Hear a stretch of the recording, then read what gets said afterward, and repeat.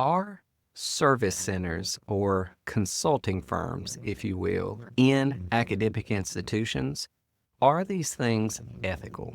Now, here's my question for you. There are many universities out there across the United States who have internal consulting firms that are staffed almost exclusively by professors and students. And generally, this is how this model works. They assign 1, 2, 3 professors to a given research project. That is, they go out to industry and offer a service to companies that says, we will do this market analysis, or we'll do this strategic analysis, or we'll do this innovation project or design project for you. Now, it's assigned to these 1 or 2 professors who are overseeing the group, and then they put out a call for students, and these students come in and they provide the lion's share of the work for the project. Now, the school is charging $10,000, $50,000, $100,000, even $1 million contracts to these companies. So they are, in effect, acting as a consulting firm for this company, and it is staffed exclusively by professors and students. Now, the professors are being paid. That makes sense. But the students not only aren't being paid, they are actually paying for the course.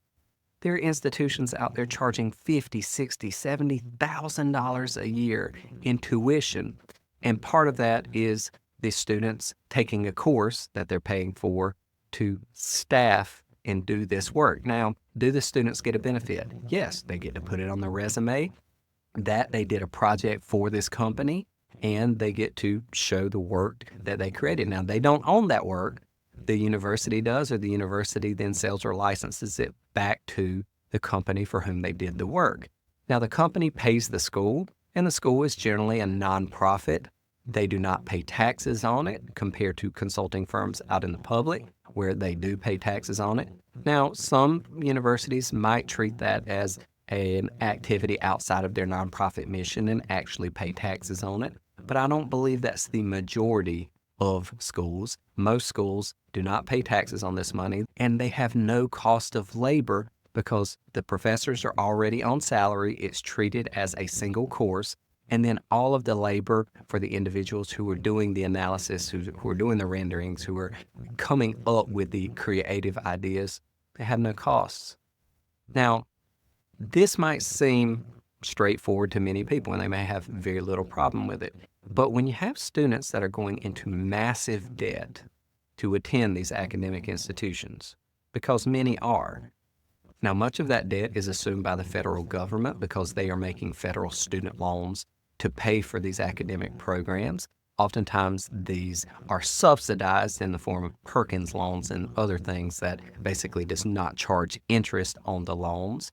And oftentimes those loans are forgiven later on for various reasons, whether it's public service or some other reason. Then ultimately the federal government is paying these nonprofit institutions to carry on for-profit activities without the cost of labor. And ultimately, the individuals who are receiving by far the least benefit in this scenario are the individual students. So my question is this ethical? And if you don't think it's ethical, what would make it ethical? Would it be okay for the students to receive free tuition for that class?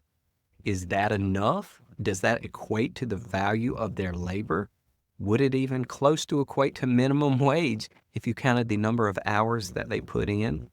Does it compete with market forces? That is, does it pay a market wage to them? If their market wage were $100 an hour out there in the private market, the way it may be at a consulting firm, versus the few dollars an hour they're receiving as students working on the project, should they be entitled to a percentage of the project? The same argument that you saw for student athletes and name, image, likeness arguments about college sports. Still, the colleges aren't paying these athletes to play, but they are allowed to make an alternative source of income through their efforts. Again, and just to summarize, is it ethical that nonprofit educational institutions act and compete as for-profit institutions in the marketplace, They don't pay taxes on the money they bring in. They don't have a cost of labor. And most of the cost is borne either by the student or ultimately by the taxpayer, the federal government who is subsidizing the loans and oftentimes adopting or forgiving those loans in the future. So that's my query for you.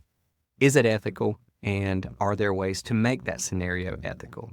So if you have opinions, please jump into the comments below, jump onto the forums at The Business Professor. But regardless of your opinion, I hope to see you around the platform sometime soon. Till then, take care.